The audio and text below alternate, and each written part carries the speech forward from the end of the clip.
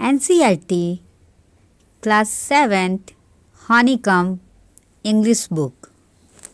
First chapter is 3 questions. In this chapter, we will study 3 questions of king. NCERT का book class 7 का हनीकम, इसका first chapter है 3 questions. इसमें हम लोग पढ़ेंगे एक राजा का 3 प्रश्नों के बारे में. तो इसका फर्स्ट पार्ट स्टार्ट करते हैं, उसका सेकंड पार्ट देखेंगे, उसके बाद थर्ड पार्ट. तो फर्स्ट पार्ट में है कि एक राजा के मन में कुछ विचार आता है. वह विचार क्या है कि अगर वे इन तीनों चीज़ों को अगर जान जाता है तो वह कभी भी फेल नहीं होगा. तो अब बात आता है कि वह कौन सा चीज़ है. 3 चीज़ें. तो राजा का पहला थॉट था कि वह कौन सा सही समय है कोई भी काम शुरू करने के लिए. What is the right time to begin something. Second question था which people should he listen to. वो कौन से व्यक्ति हैं जिसका बात उसको सुनना चाहिए. और लास्ट उसका क्वेश्चन था कि उसके लिए क्या चीज़ सबसे ज़्यादा इम्पॉर्टेंट है करने के लिए.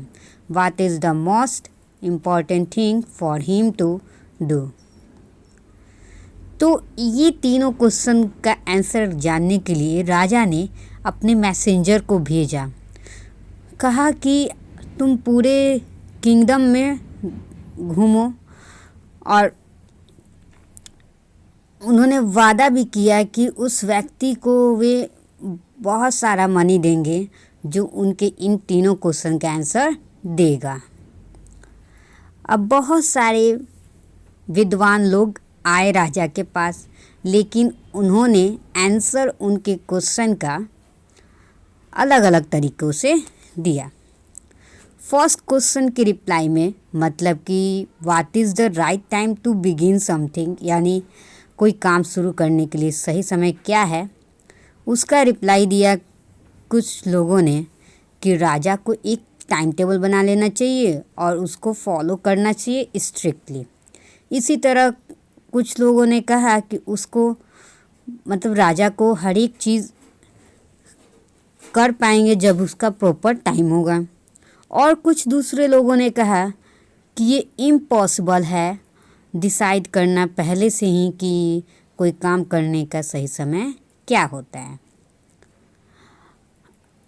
और कुछ लोगों ने कहा कि राजा को हर एक चीज़ नोटिस करना चाहिए जो चीज़ हो रहा है, और फुलिश मतलब बेवकूफ़ सा ये प्रशंसा जो होता है उसको अवॉइड करना चाहिए, और उसको वही काम करना चाहिए जो ज़रूरी है उस समय.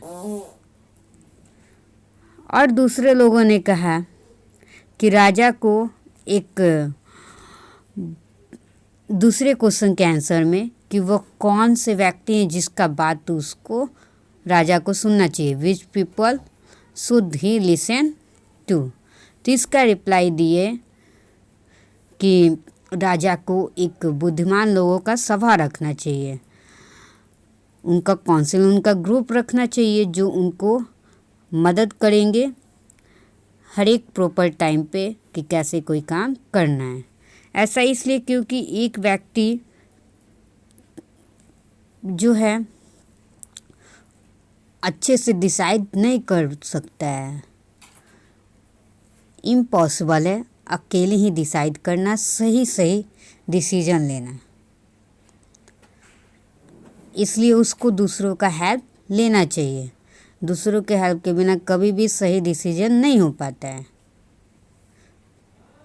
हर एक काम के अच्छे समय के लिए किसी का भी हेल्प चाहिए डिसीजन में. लेकिन तब दूसरे लोगों ने कहा कि कुछ चीज़ें होती हैं जो बहुत ज़्यादा अर्जेंट होती हैं। ये चीज़ें जो हैं काउंसिल के डिसीजन का वेट नहीं करेगी। इसके लिए कोई काम करने का सही समय क्या है, इसको डिसाइड करने के लिए यह ज़रूरी है कि हम लोग को फ्यूचर भी देखना चाहिए कि इसका फ्यूचर क्या होगा, क्या नहीं होगा। और सिर्फ ये जादूगर ही ऐसा कर सकते हैं, मतलब कि जादूगर ही फ्यूचर को जान सकते हैं, ऐसा कुछ लोगों का राय था। राजा जो है इस तरह से, उसको राजा को जाना चाहिए मैजिशियन के पास, मतलब कि सबसे अच्छा व्यक्ति कौन सा है, तो वे मैजिशियन है, जादूगर, ऐसा कुछ लोगों का सोच था। अब सेकंड क्वेश्चन के आंसर में कुछ लोगों ने कहा कि राजा को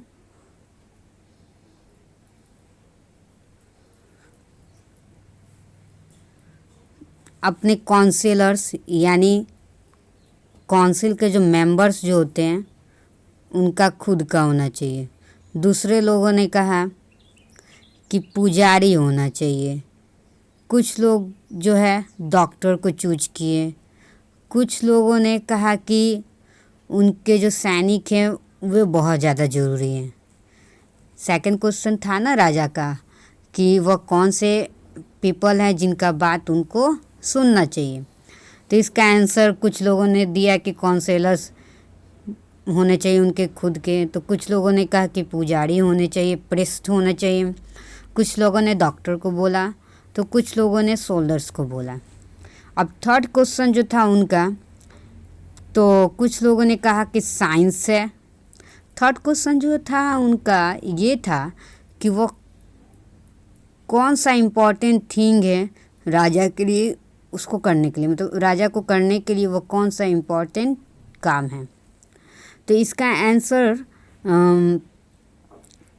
कुछ लोगों ने कहा कि साइंस है, कुछ लोगों ने कहा कि फाइटिंग है, लड़ना, तो कुछ लोगों ने कहा कि धार्मिक पूजा पाठ यानी रिलीजियस वर्शिप।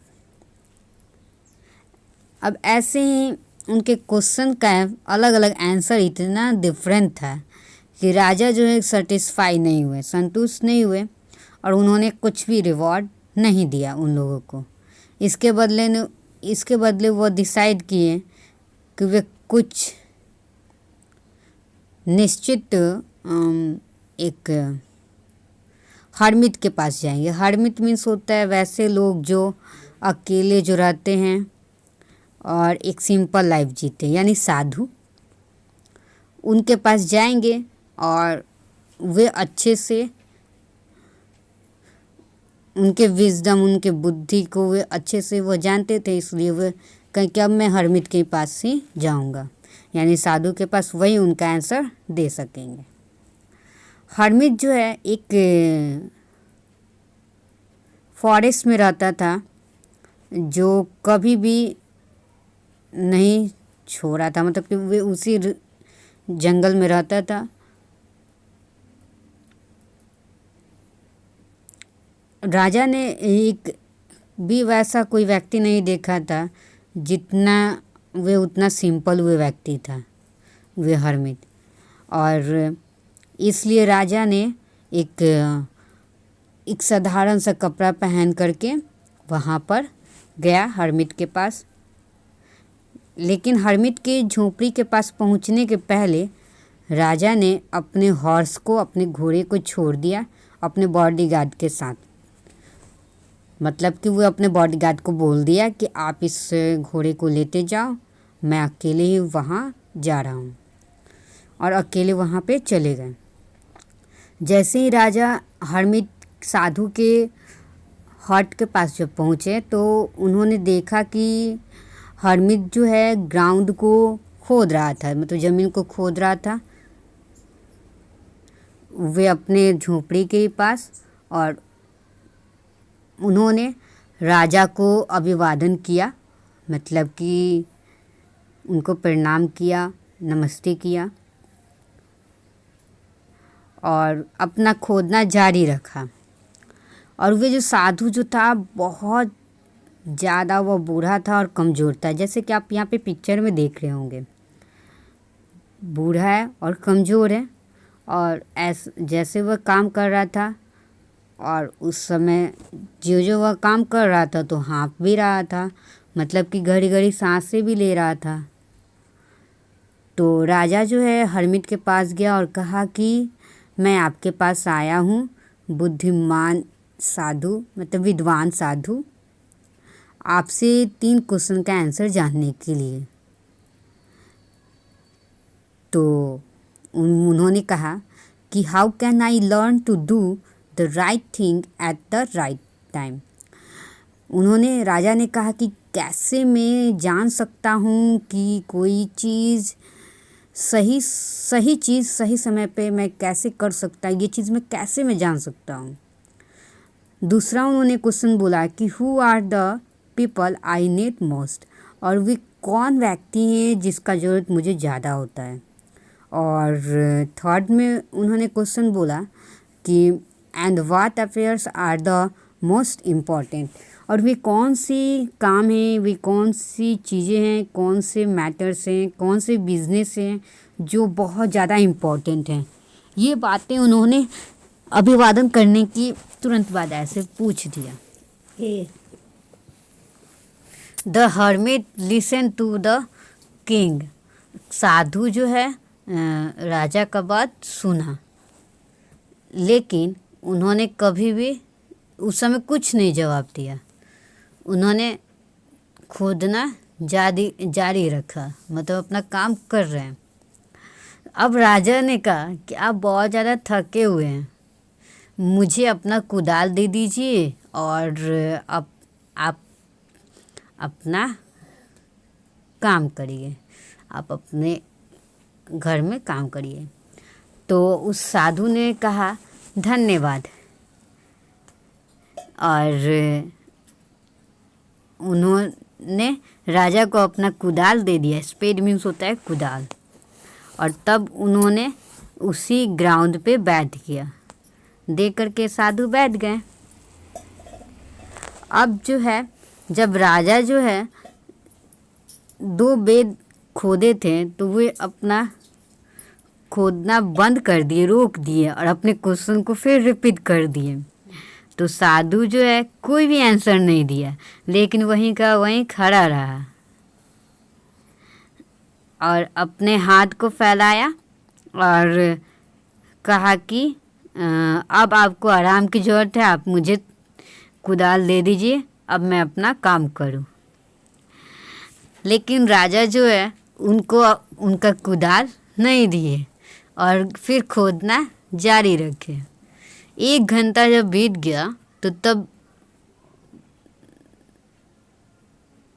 दूसरा तो सन जो है ये पेड़ के पीछे चला गया, मतलब अब शाम होने का स्टार्टिंग है। तो लास्ट में राजा जो है ज़मीन पे स्पेड को लगाया, मतलब कुदाल को लगाया कोड़ने के लिए। तो ये करते वक्त ही वो बोला कि मैं यहाँ पे आपके पास आया था विद्वान व्यक्ति, मेरे क्वेश्चन के आंसर के लिए। यदि आप मुझे कोई भी आंसर नहीं दे सकते हैं तो मुझको ऐसा कह दीजिए, मैं अपने घर चला जाऊंगा। तो साधु ने कहा हियर कम्स समवन रनिंग, यहाँ पे कोई व्यक्ति दौड़ते हुए आ रहा है। ये बात साधु ने बोला। अब इस तरह से फर्स्ट पार्ट एंड होता है। अब सेकंड पार्ट हम लोग का स्टार्ट होता है। तो सेकंड पार्ट में दे रहा है कि किंग जो है गोल घूमा, मतलब पीछे घूमा, और उन्होंने देखा कि एक दाढ़ी वाला व्यक्ति उनकी ओर आ रहा है। उसका जो हाथ जो था वह अपने पेट पे दबाए हुए था, जहाँ से ब्लड निकल रहा था, यानी वह घायल व्यक्ति उनके पास आ रहा था। जब उन्होंने वे जो राजा के पास जब पहुंचा तो वो मूर्छित हो गया और वे ग्राउंड पे गिर गया। राजा और साधु दोनों उस आदमी के कपड़े को हटाए और एक उन्होंने देखा कि उनके पेट पे घाव हो गया बड़ा सा। अब जो है राजा जो है उस घाव को धो दिए और उसको उसके रुमाल से, उनके पास जो रुमाल जो था राजा के पास, उस रुमाल से उस घाव को कवर कर दिए, लेकिन तब भी ब्लड जो है बहना नहीं रुका। अब राजा ने फिर दोबारा उस पर कपड़ा डाला, उसको ड्रेसिंग किया, रिड्रेस घाव को किया जब तक कि लास्ट ब्लीडिंग होना नहीं रुका। मतलब कि वे कपड़ा डालते गए, पहले का कपड़ा हटाते गए कि खून जो बह रहा है, ब्लड जो बह रहा है वो रुके। जब तक नहीं रुका तब तक उनका रीड्रेसिंग का काम चलता रहा। जो राजा के पास जो व्यक्ति जो आया था दौड़ते हुए, जो घायल जो व्यक्ति था, उसने बहुत अच्छा फील किया और उसने पूछा, उसने कहा कि कोई चीज़ मिल सकता है पीने के लिए। तो राजा जो है फ्रेश वाटर ले आए, ताज़ा पानी, और उन्होंने उस व्यक्ति को दे दिया। उसी समय सन जो है सेट भी हो गया था, मतलब शाम हो गया था और ठंडा हवा बहना भी शुरू हो गया था। राजा जो है हरमित साधु के हेल्प से उस घायल व्यक्ति को झोपड़ी में लेके चले गए और उसको बेड पे लेटा दिए। उस आदमी ने अपना आँख बंद कर लिया और एकदम शांति से लेट गया। अब जो राजा जो है थक गया था टहलते हुए, चलते हुए, तो और उसने काम भी किया था, तो इस वजह से वह भी ज़मीन पे लेट गया और पूरी रात वहीं सो गया। जब वह जो उठा तो कुछ मिनट के बाद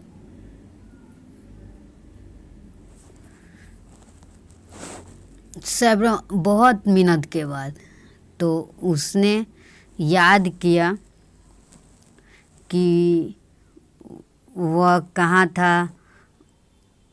वे जो स्ट्रेंज, जो अपरिचित सा दाढ़ी वाला व्यक्ति जो सोया हुआ था बेड पे, वह उसके बारे में सोचा। तो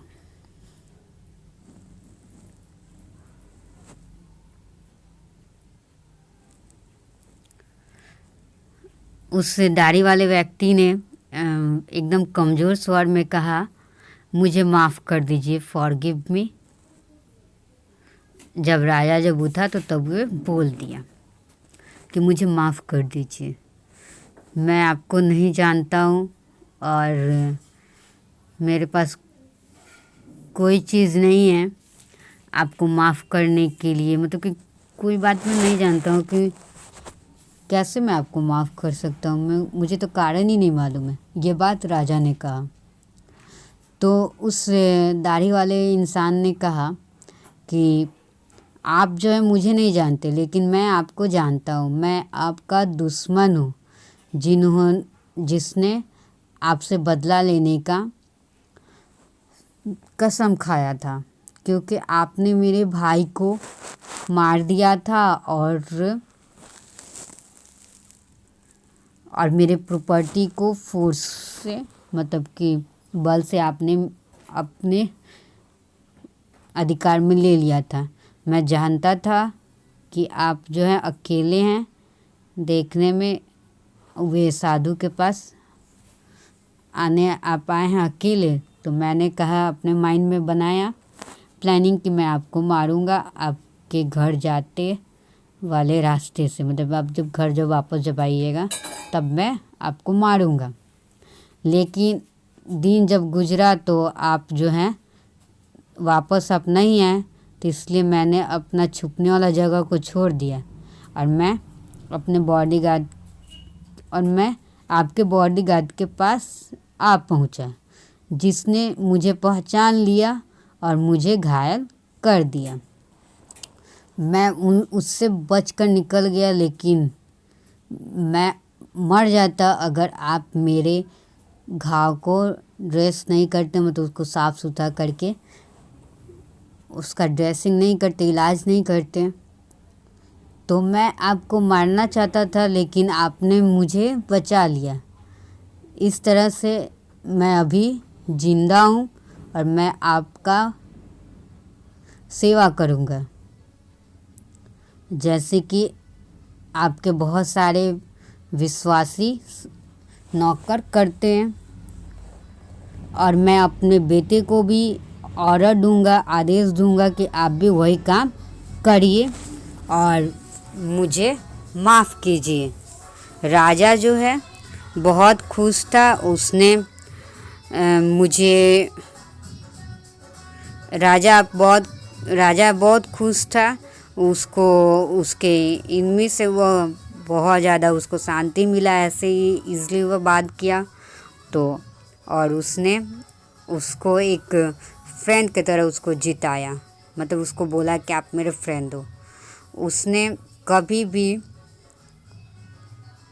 माफ़ नहीं किया था उसको, लेकिन उसने कहा कि वह जो है अपने सर्वेंट को भेजेगा और उसको अपने डॉक्टर को भेजेगा उसके देखभाल करने के लिए। मतलब कि एक इनमें उनका दोस्त हो गया। अब राजा अपने डॉक्टर को भेजेंगे उसका इलाज करने के लिए। और उन्होंने प्रॉमिस किया कि वे उस आदमी का सारा प्रॉपर्टी, मतलब जो घायल जो व्यक्ति जो आया था, तो उसका प्रॉपर्टी वे उस व्यक्ति को दे देगा।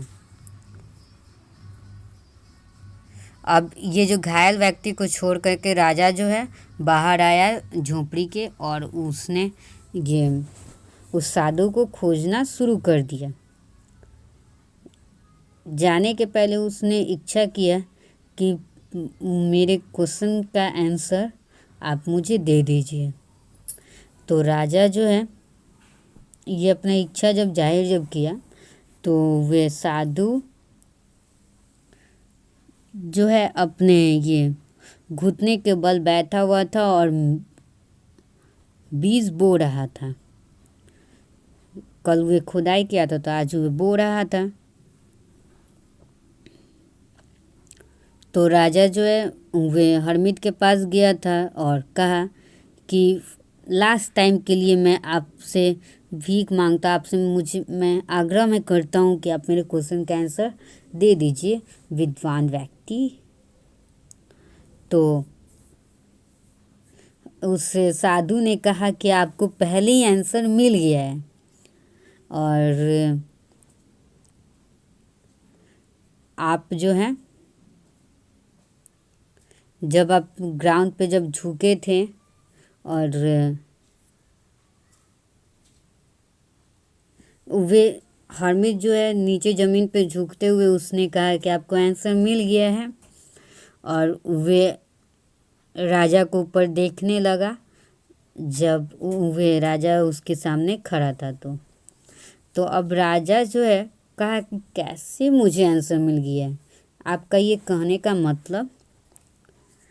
तो साधु ने रिप्लाई किया, आप नहीं देखते हैं, जब यदि आपने मेरे वीकनेस पे दया जब नहीं किया होता कल, तो जब मैं खोद रहा था मेरे अपने लिए, तो आप वहाँ से चले जाते। तब उस व्यक्ति और तब जब वो व्यक्ति जब आपको अटैक जब करना चाह रहा था, तो आपने क्या अपनी इच्छा किया कि आप वहाँ पे रहेंगे। और इस तरह से वे जो इम्पोर्टेंट टाइम जो था जब आप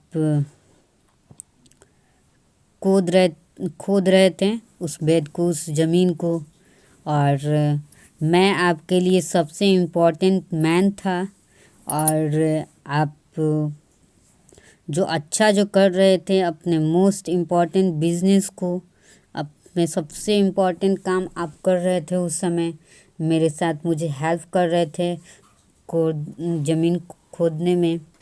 उसके बाद जब वो व्यक्ति जब आपके पास जब दौड़ के जब आया, तो उस समय आपका वो मोस्ट इम्पॉर्टेंट टाइम था जब आप उसका केयर कर रहे थे, देखभाल कर रहे थे, क्योंकि आप जो है उस समय आप उसके घाव को ड्रेसिंग कर रहे थे। अगर आप ड्रेसिंग नहीं करते हैं तो वे मर भी जाता। इसलिए वह जो व्यक्ति उस समय आपके लिए इम्पोर्टेंट मैन था, और आप उसके लिए जो काम जो कर रहे थे वह आपके लिए इम्पोर्टेंट बिजनेस था, इम्पोर्टेंट वर्क था जो आप कर रहे थे। याद रखिए, तब there is only one time. उन्होंने कहा कि ये एक वही समय होता है इम्पोर्टेंट, और वे वही समय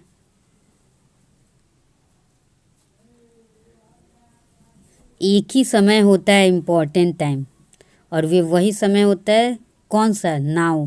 मतलब अभी का जो समय है वही आपके लिए इम्पोर्टेंट है।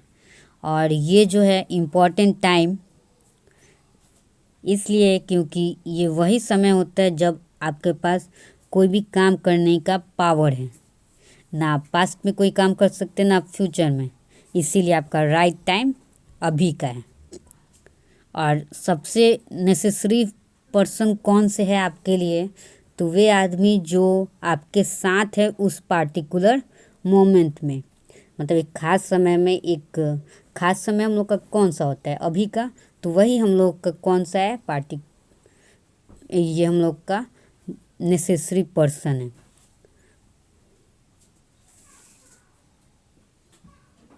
क्योंकि कोई भी व्यक्ति नहीं जानता है कि फ्यूचर में क्या होगा, और ये हम लोग नहीं जानते हैं कि हम लोग को फ्यूचर में कौन व्यक्ति मिलेगा।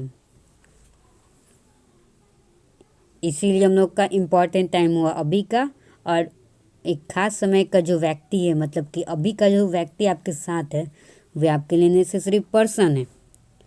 और सबसे इम्पोर्टेंट बिजनेस है, मतलब काम है, वह है कि जो वह व्यक्ति उस समय काम कर रहा है अच्छा, वही उसका इम्पोर्टेंट बिजनेस है, इम्पोर्टेंट वर्क है। क्योंकि हम लोग इस वर्ल्ड में भेजे ही गए हैं, कुछ एक स्पेशल पर्पस से हम लोग भेजे गए हैं। एक अकेला एक पर्पस है, एक ख़ास पर्पस से, एक ख़ास काम के लिए हम लोग इस वर्ल्ड में आए हैं, मतलब इस दुनिया में आए हैं। ये जो स्टोरी है इस तरह से हम लोग का एंड होता है।